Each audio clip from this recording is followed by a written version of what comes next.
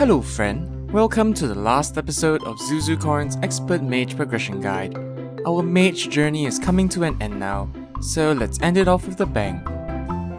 I'm Zuzucorn and I aim to entertain you, encourage you, and offer you a place to call home. So subscribe now and join the Zuzucorn family.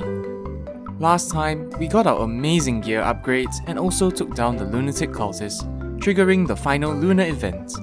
Today, we'll be taking down the lunar pillars and defeating the Moonlord.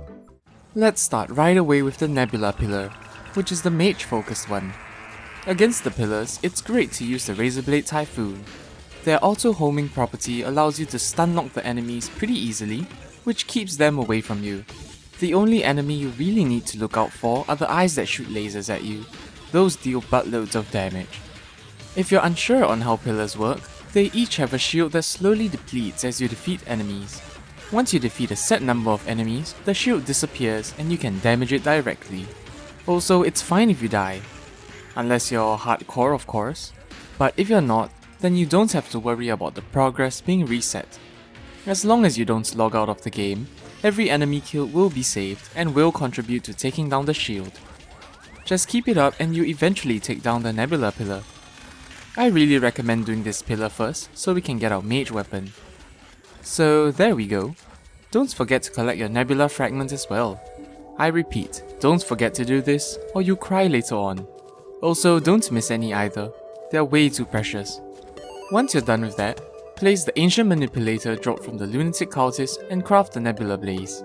There are two choices of weapons actually. We also have the Nebula Arcanum, but I don't recommend making this. If you manage to get enough fragments, you could make both, but I strongly advise you to keep those extra fragments.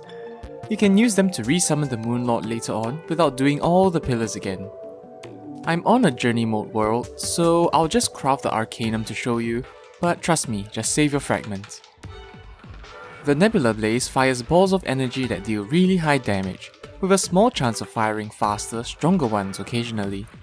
On the other hand, the Nebula Arcanum summons slow-moving portals that deal lots of damage upon explosion. However, it does take a while before it explodes, which makes it really a hassle to use sometimes. Here we are at the Stardust Pillar. If you notice, the Nebula Arcanum is really slow. They usually can't catch up with whatever they're targeting. You also can't just shoot it at them, or it won't connect, since it takes time for it to rev up. It does feel nice when everything explodes, but other than that, it's not very good. The Nebula Blaze on the other hand is much better for dishing damage straight in the face of enemies.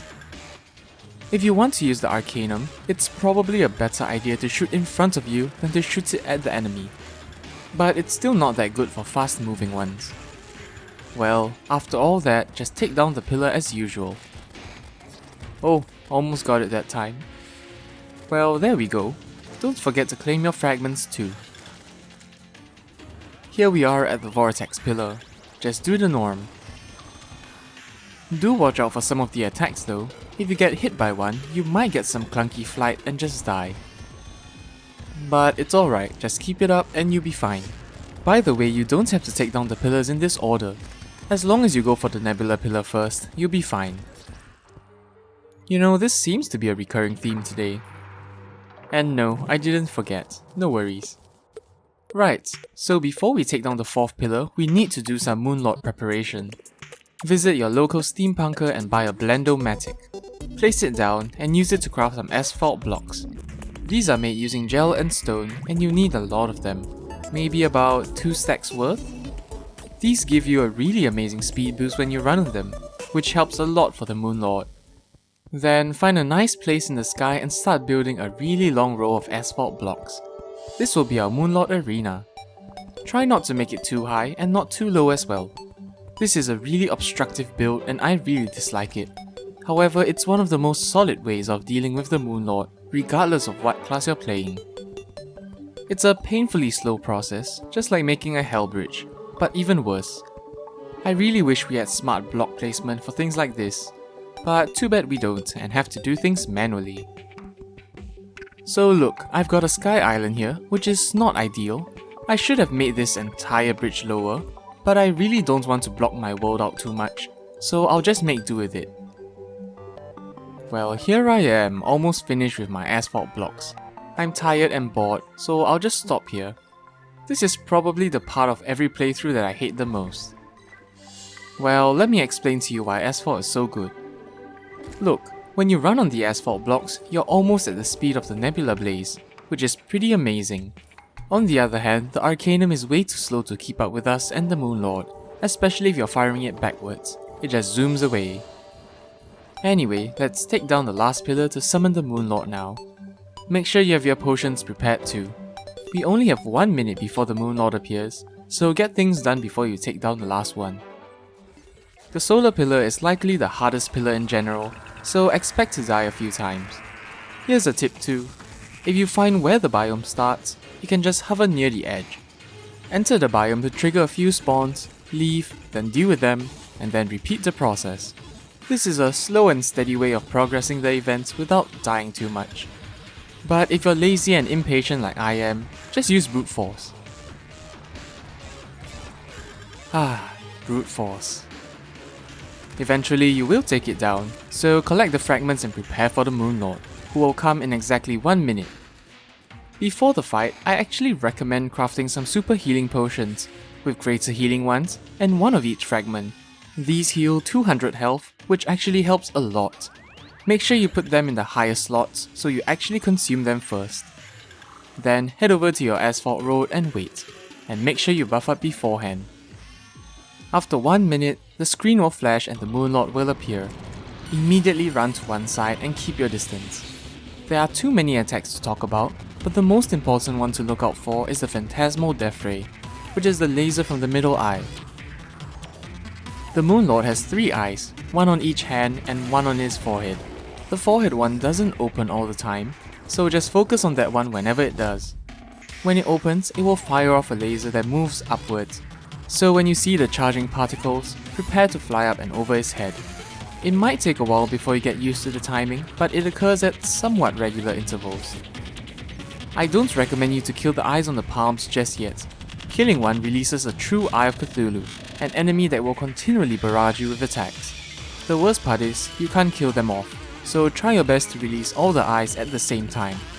If you notice, I'm refraining from hitting the arms. All my focus is given to the top eye for now, at least till it's almost dead. Well, I've got some eye out, I'm not sure where it's from. That's not ideal, but we can still salvage it by trying to get all 3 eyes out now. With the asphalt road, you can just run forward to gain some distance when things get dicey. Although, do note that if you run too far, the Moonlord will simply teleport to you. It's kind of a balancing act, but if you do it right, you can give yourself lots of breathing space to regenerate and wait for your potion cooldown. The middle eye probably needs 1 more cycle before I can kill it.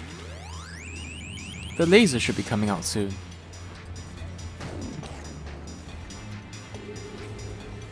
And there we go, the core is now open. When this happens, just create a distance and blast the core into oblivion. When all 3 eyes are out at different times, their individual lasers can cause a huge problem. So maintain the sweet spot distance, which is where their lasers just miss you. One of the lasers still hits, so I'll create a little more distance. Also, try to find slightly above ground, because the core might get blocked by the asphalt. Being slightly above ensures that you'll always be hitting it. Also, watch out for those fast moving beams. Those can still catch you on asphalt if you aren't mindful, so pay attention to those. They can be really annoying and slowly chip away at your health. Once you've got the hang of it, you can just destroy the Moonlord off screen and stay safe from almost every attack. It's a little anticlimactic for the final boss to be off screen, but hey, if it works, don't fix it.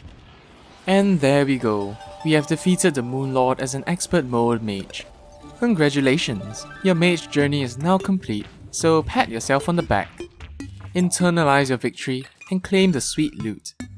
Lots of things in the expert treasure bag, but I'll leave that to you to explore. We did manage to get a lunar flare though, which is the strongest version of the blizzard staff type weapons. I'll now show you an alternate method that I very much prefer here. For expert friends, we can just use the soaring insignia for free flight. This gives us the world as our arena.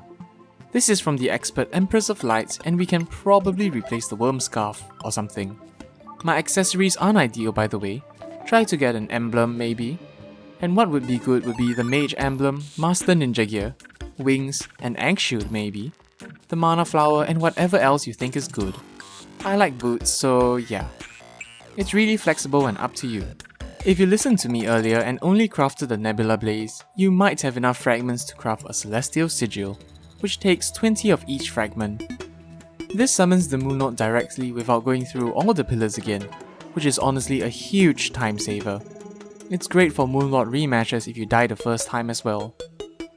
Anyway, this alternate method is basically the same. The only thing different is that we have the world to navigate. I very much like this method because of the freedom of height control, which allows us to dodge more things than the asphalt road. The only issue is your speed, but with the Master Ninja Gear to create distance, it shouldn't be too much of an issue. If you're on normal mode, the asphalt is your only choice for an easier time, but for expert friends, here you go. Everything is the same though, so just get those eyes out and bash the core. Once you've gotten the hang of it, it shouldn't be too much of an issue. The Moonlord will fall once again. So congratulations my friend. Congratulations on completing your mage journey in vanilla Terraria. There are so many more things to explore and so many fun post-Moonlord weapons to look at. There is also the potential of playing modded or trying out a new class. But alas, our mage journey has come to an end. So I wish you all the best. If you enjoyed the video, don't forget to subscribe and hit the bell icon too for more Terraria guides and coverage. Do follow me on Twitter and Instagram as well for more IRL stuff. This has been Zuzucorn Games. Have a nice day and have a great week ahead. Bye bye.